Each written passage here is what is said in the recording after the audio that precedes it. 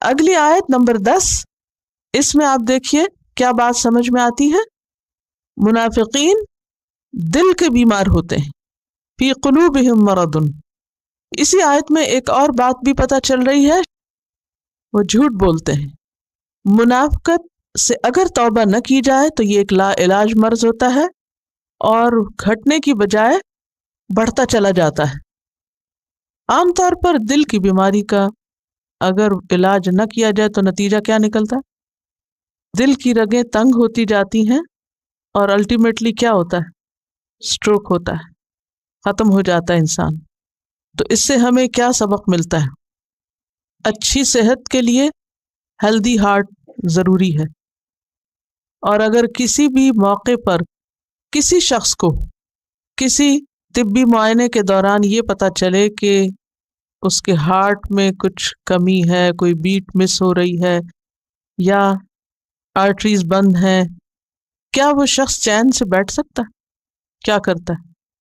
یا ڈاکٹر اسے کہتے ہیں جیسے چاہو جیو، جو چاہو کرو۔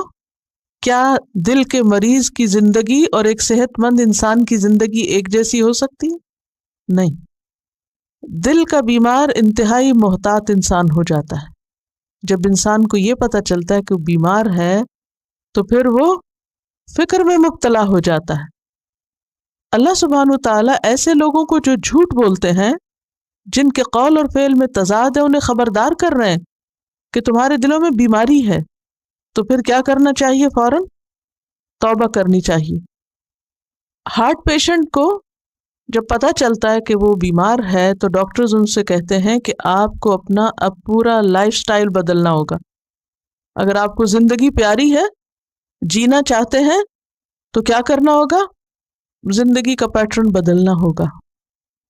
اسی طرح اگر ہم اپنے اندر نفاق کی کوئی علامت دیکھیں تو ہمیں بھی اپنا فکر کرنا ہے اور اپنا لائف سٹائل بدلنا ہے، جس میں یہ دیکھنا ہے کہ ہماری کمپنی کیا ہے، ہم کن لوگوں میں رہتے ہیں، ان کے اندر رہ کر ہم کن خرابیوں کا شکار ہو جاتے ہیں، کیونکہ بسا اوقات انسان دھوکے بازی، فراڈ، فریب اور لوگوں کی کمپنی میں کرتا ہے۔